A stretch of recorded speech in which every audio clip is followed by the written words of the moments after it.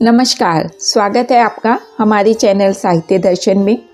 जैसा कि आप सभी जानते हैं कि हम आपको सुना रहे हैं श्री शत्रुघ्न कुमार की आत्मकथा, जिसे लिखा है श्री सुदर्शन सिंह चक्र जी ने। अभी तक हम आपको 5 भाग सुना चुके हैं। आज हम आपको सुनाएंगे 6ठा भाग, और हम आपको कहानी संक्षेप में नहीं सुना रहे हैं, लेखक के शब्दों में सुना रहे हैं। तो चलिए शुरू करते हैं श्री शत्रुघ्न कुमार की आत्मकथा भाग 6।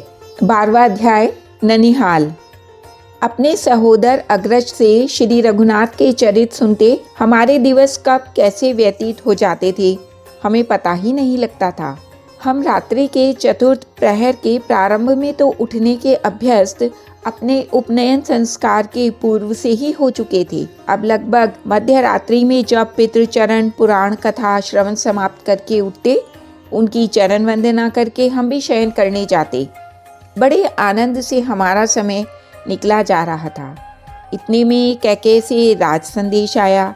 माता में कैकेय नरेश महाराज अश्वपति चाहते थे कि हम चारों ही भाई कुछ काल उनके यहाँ निवास करके उन्हें सुखी करें, किंतु यदि यह किसी प्रकार कठिन हो तो श्री भरतलाल एवं मैं अवश्य आऊं उनके समीप। पितृचरणों ने दूत का सत्कार किया। माता कैकेयी अपने पितृकुल के उपहार प्राप्त कर उल्लसित हो, स्वाभाविक था। उन्होंने ही प्रस्ताव दिया, वत्स, रामभद्र लक्ष्मण के साथ अभी पर्याप्त समय अवध से बाहर रहे हैं। ये दोनों बालक महर्षि के साथ बहुत भटके हैं वनों में, इन्हें अभी विश्राम करना चाहिए। हमारे विवाह को पर्याप्त समय हो चुका था, किंतु मुझे भी ऐसा ही लगता था कि सानुज श्री रघुनाथ अभी ही तो दीर्घ काल के प्रवास के पश्चात मिले हैं।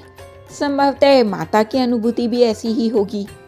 पितृचरण छोटी माता के प्रस्ताव का सदा ही अनुमोदन करने के अभ्यासी हैं। उन्होंने कहा, चारों कुमार अवश्य से चले जाएं तो अयोध्या सूनी ही हो जाएगी। राज सदन में मेरा मन लगेगा ही नहीं। महर्षि के शाप का भयानक भय न होता, श्री राम लक्ष्मण को मैं भेजने वाला था। कैकेयी नरेश को कहला दिया जाए, वे इस समय क्षमा करें, कुमार अभी बालक हैं। कुछ अधिक वयस्क होने पर वे माता मह के दर्शन करेंगे। पितृचरणों का यह प्रस्ताव माता को प्रिय नहीं लगा। अपने पिता की रुचि का सम्मान उन्हें अभीष्ट था। उन्होंने आग्रह किया, मेरे पिता ने स्नेहपूर्वक बुलाया है, उनके यहाँ भरत शत्रुघ्न कुछ काल रह आवें, इसमें उनकी भी प्रसन्नता होगी एवं कुमारों को भी नवीन अनुभव प्राप्त होंगे। मेरे भाई युधाजीत का सामीप्य उन्हें राजकार्य में दक्ष ही करेगा। अंततः माता का आग्रह पितृचरणों ने स्वीकार कर लिया। हम दोनों भाई गुरुजनों से, माताओं से, अपने भाइयों से, सखा सुहृदों से मिलकर सबसे समुचित विदा लेकर रथ में बैठे प्रातःकाल और कैकेय देश को प्रस्थान किया हमने। पितृचरणों ने मार्ग में हमारे विश्राम की उत्तम व्यवस्था कर दी थी। राजसेवकों के रथ आगे चलते थे हमारे आवास की व्यवस्था करने। हमारे साथ माता मह, मातुल एवं कैकेयी के अन्य संबंधियों के लिए बहुमूल्य उपहार भेजे थे अयोध्या से। मार्ग में हमारा पर्याप्त सत्कार हुआ। अवध के चक्रवर्ती महाराज के कुमारों के स्वागत का सुअवसर मार्ग का कोई नरेश या सामंत भला कैसे छोड़ देता। हमारे अग्रचारी सेवकों को स्मरण नहीं कि कहीं कोई व्यवस्था करनी पड़ी हो। इसी प्रकार जो सैनिक हमारे साथ रक्षा के लिए थे, वे भी सम्मान्य शोभा के ही हेतु थे। सुरासुर किसमें साहस था जो अयोध्या को शत्रु बनाकर विनाश को आमंत्रण देता। मातुल कैकेयी की सीमा पर स्वागत करने हमें उपस्थित मिले। सचमुच वे सच्चे अर्थों में राजनीति के तत्वज्ञ हैं। उनके चरों की व्यवस्था चकित कर देने वाली है। हमने अवश्य प्रस्थान किया और उन्हें संवाद प्राप्त हो गया। हमारा जो स्नेहपूर्ण स्वागत हुआ सुबद, तुम सहज अनुमान कर सकते हो उसका। मातुल युधाजीत सीमा से हमें साथ लेकर गए और वे महान प्रख्यात कीर्ति माता मह वंदनीय भी पुरद्वार तक स्वतः पधारे थे। माता मही को जब हमने अभिवादन किया, अंतःपुर में जाकर उन ममता एवं स्नेह की प्रतिमा ने हमें अंक में खींच लिया और अपने अश्रुओं से आदर कर दिया। हमने अवध के उपहार अर्पित किए माता मह के श्री चरणों में और वे सादर सत्कृत हुए। माता मह ने स्वयं हमारी संपूर्ण व्यवस्था का निरीक्षण किया। मातुल को उन्होंने आज्ञा दे दी, जब तक दोनों कुमार यहाँ हैं इनके साथ रहकर इनकी सुव्यवस्था एवं इनकी प्रसन्नता संपादन का विशेष प्रयत्न करना है तुम्हें। अंतःपुर में हमारे प्रति जितना स्नेह उल्लास था, नगर में उससे अल्प नहीं था। हम कैके के अतिथि थे और प्रत्येक कैके नागरिक यही प्रयत्न करता था कि हम उसकी कोई ना कोई सेवा स्वीकार कर लें। हम नगर में जिधर निकल जाते, नागरिकों के समुदाय हमें करों में उपहार लिए पंक्तिबद्ध प्रस्तुत मिलते। भवनों से कुसुम लाजादी की वर्षा होती रहती। मातुल प्रतिदिन नवीन विनोद की व्यवस्था करते रहते थे। नगर भ्रमण, उद्यान पर्वतादि पर्यटन, आखेट, जल क्रीड़ा, कैके प्रकृति के अनुपम वरदानों का प्रदेश है। मातुल की व्यवस्था ने उसे अत्यधिक सुरम्य बना दिया। हमारे लिए नाना स्थानों पर उन्होंने नाना प्रकार की क्रीड़ा योजनाएं पहले से ही कर रखी थी तथा नगर में भी उनके आयोजन का अभाव नहीं था। मातुल ने हमें अपनी शासन व्यवस्था में भाग लेने का उदारता पूर्वक अवसर दिया। वे चाहते थे कि हम केवल सैद्धांतिक ही नहीं, व्यवहारिक रूप में दक्ष राजनीतिज्ञ होकर अवध लौटें। किंतु सुभद्र, अयोध्या को कूटनीति कभी प्रिय नहीं रही। हमारे कुल ने सदा धर्म के सीधे सरल मार्ग एवं अपने शौर्य पर विश्वास किया है। अनेक बार मातुल से हमारा मतभेद होता था उनकी राजनीति को लेकर। हमें उनकी बुद्धि के साथ उनकी सहनशीलता की प्रशंसा करनी पड़ी है। ना वे कभी कटु बने और न उन्होंने कभी भूलकर भी व्यंग्य किया। हम उनकी नीति पर जहां आक्षेप करते, वे हंसकर टाल जाते थे। राजनीति में हमें धूर्तता की गंध आती थी, जिससे हमारी सहज अरुचि है। मातुल की राजनीति में हम दोनों भाइयों की कोई रुचि नहीं थी। इतने पर भी वहाँ का ममत्व, वहाँ का स्नेह, वहाँ का नित्य नूतन सत्कार। किंतु सुभद्र, श्री रघुनाथ के सामीप्य का अभाव हमारे संपूर्ण उत्साह उल्लास पर तुषार की भांति जम गया था। प्रत्येक आमोद में हमें श्री अवध में छूटे अपने दोनों भाइयों की स्मृति आती थी और हमारे प्राण उनसे मिलने के लिए छटपटा उठते थे। नियति के विधान अत्यंत निष्ठुर हैं सुभद्र। हम यदि माता में है महाराज अश्वपति के आमंत्रण पर ना आए होते, तनिक भी उत्साह तो नहीं था। चित्त में अवध से आते समय हमने प्रस्थान के समय होने वाले अपशगुनों पर ध्यान ही नहीं दिया था। क्रूर दैव! हम जब चले थे, मार्जरी हमारे रथ के सम्मुख से निकल गई थी। काक ने वाम भाग में कठोर स्वर किया था। इसी प्रकार अन्य अपशगुनों ने भी वारित किया था हमें यात्रा करने से, किंतु क्रूर दैव निष्ठुर परिहास कर रहा था। हम दोनों भाई एक दिन अत्यंत चिंतित उठे। हम दोनों ने ही स्वप्न में भयानक अपशगुन देखे थे। पितृचरण पदाति भाग रहे हैं और उन्मुक्त गजराज उनका पीछा कर रहा है। श्री रघुनाथ सानुज भगवती भूमिजा के साथ कहीं घोर अरण्य में अलंकारहीन रुक्षवण जटावल्कल धारी वेश में चले जा रहे हैं। अयोध्यापुरी प्रचंड दावाग्नि दग्ध हो रही है। ऐसे अनेक अशुभ सूचक स्वप्न हम दोनों ने प्राय एक जैसे स्वप्न देखे थे। प्रातः चरण वंदन के समय माता मही ने हमारे कांतिहीन मुख पर ध्यान दिया। उन ममता मई ने अंक में खींच लिया हमें। हमारे स्वप्न सुनकर वे भी व्याकुल हो गई।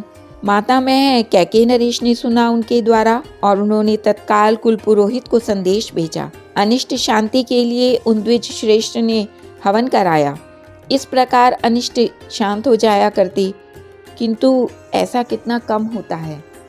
मातुल युधाजित ने हम दोनों को प्रसन्न करने के अनेक प्रयत्न किए। उन्होंने अनेक विनोद के आयोजन किए।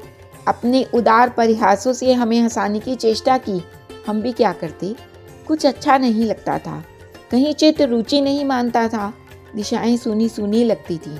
हमें उस राज सदन के संगीत नृत्य हास परिहास में भी लगता था कि चारों ओर अनंत विशाल मरुस्थल है, उत्तप्त मरुस्थल, और प्रचंड पवन फुत्कार करता हमें अपना ग्रास बनाने बड़ा आ रहा है। उस मरुभूमि में हम एकाकी पड़ गए हैं। हमने स्नान संध्या आदि नित्य कर्म किए। जलपान उस दिन निम्ब कटु प्रतीत हो रहा था। मध्याह्न कृत्य एवं भोजन भी करना ही पड़ा। किसी प्रकार दिन के तृतीय प्रहर की समाप्ति भी नहीं हुई थी कि अवश्य चर आ पहुंचे। सुभद्र, हमारे कुलगुरु महर्षि वशिष्ठ एवं महामंत्री सुमंत्र से स्वप्न में भी प्रमाद की आशंका कोई नहीं कर सकता। उन्होंने भेजे थे चर। उन चरों से कोई असावधानी अशक्य थी, किंतु हमने देखा कि उनके रथों के अश्व अत्यंत श्रांत हो चुके हैं। अवश्य वे अत्यंत त्वरापूर्वक आए हैं। मार्ग में आवश्यक विश्राम उन्होंने किया नहीं है। अयोध्या से सदा की भांति माता में है एवं मातुलादि के लिए बहुमूल्य उपहार आया था। वह उपहार चरों ने हमें दिया कैकेयी नरेश को अर्पित करने के लिए, और हमने अपना कर्तव्य यथावत पूर्ण कर दिया। स्वाभाविक था कि हम अवध का समाचार जानने को उत्सुक होते। हमने पितृ चरणों एवं भाइयों की कुशल पूछी। माताओं की प्रसन्नता ज्ञात करने को भी हम उत्सुक थे। सुभद्र, धर्म की गति बड़ी गूढ़ है। सदा स्पष्ट सरल सत्य भूला जा सके ऐसी परिस्थिति कहाँ रहती है। अवध के चर असत्य बोलेंगे ऐसी आशा करना ही नहीं चाहिए। कुमार, आप जो कुछ जानना चाहते हैं वह श्री अवध चलकर ही जाने। अयोध्यापुरी यथावत है। हमें तो कुलगुरु एवं सम्मान्य अमात्यों ने भेजा है। आप दोनों को वे श्री अवध में यथाशीघ्र देखने को अत्यंत उत्सुक हैं। चरों ने हमारे प्रश्नों का कोई उत्तर दिया ही नहीं। आप महाराज से अनुमति लें, हम भी रथों के अश्व परिवर्तित करते हैं। आज ही हम प्रस्थान कर दें। कुछ स्पष्ट नहीं होता था। चरों के शब्दों से अधिक आग्रह निष्फल था, क्योंकि उन्होंने कह दिया हमको इससे अधिक विवरण देने की अनुमति नहीं है। माता में कैकेयी महाराज एवं मातुल नहीं चाहते थे कि हम प्रातः से पूर्व प्रस्थान करें, किंतु हमारी दिन भर की आकुलता का स्मरण करके उन्होंने अनुमति देना ही उचित माना। और हमारी तो दशा ही अद्भुत थी। यदि पंख होते, पितृचरणों ने इंद्र से कहकर कोई देव विमान भिजवा दिया होता। हमने माता मही के चरणों में प्रणाम किया, मातुलानी की वंदना की, सभी गुरुजनों एवं मित्रों से अनुमति ली। सबके सब साश्रु लोचन हो उठे थे। इस प्रकार हमारा अकस्मात प्रयाण, जैसे सबके प्राण हमारे साहचर्य से अतृप्त ही रहे थे। मातुलानी ने कहा भी, पिपासु प्राणों को जल पात्र प्रदान करके उनकी पिपासा पूर्ण होने से पूर्व ही अयोध्या के स्वामी बलात् पात्र हटाए ले रहे हैं। अच्छा राजकुमार, कभी स्मरण कर लेना और राजकार्य से अवकाश प्राप्त हो जाए, कदाचित कभी तो कैकेयी को पुनः अपने चरणों से पवित्र करने की कृपा करना। हमें पुनः पधारने की आकांक्षा सभी से प्राप्त हुई। सीमांत तक केवल मातुल ही नहीं, माता मह का रथ भी आया। यद्यपि हमने बहुत अनुरोध किया कि वे यह कष्ट न करें, माता मह ने अमूल्य उपहारों की राशि अर्पित की। उनको लेकर रथ एवं सैनिक हमारे पीछे आवेंगे ऐसी व्यवस्था हो गई थी। किसी प्रकार हम सबसे विदा हुए। जैसे ही स्वजन संबंधी हमें विदा देकर रुके, हमारा रथ पूरे वेग में उड़ चला। किंतु मन की उत्सुकता के साथ अश्व कैसे चल सकते हैं? हमें लगता था अश्व अत्यंत मंद गति हैं एवं सूत भी उन्हें पूर्ण वेग से चलाने में दक्ष नहीं है। मार्ग में हमने बहुत कम विश्राम किया। 7वें दिन तो हम श्री अवध पहुंच गए थे। हमने मार्ग में चरों से अयोध्या का समाचार ज्ञात करने का प्रयत्न किया, किंतु हमें एक ही उत्तर मिला, उत्सुकता उपयुक्त नहीं है कुमार, हम श्री अवध ही चल रहे हैं। तो ये था श्री शत्रुघ्न कुमार की आत्मकथा का भाग 6। उम्मीद है आपको पसंद आया होगा। यदि आपको वीडियो पसंद आया है तो लाइक कीजिए, शेयर कीजिए अपने दोस्तों के साथ और हमारे चैनल को सब्सक्राइब कीजिए। धन्यवाद।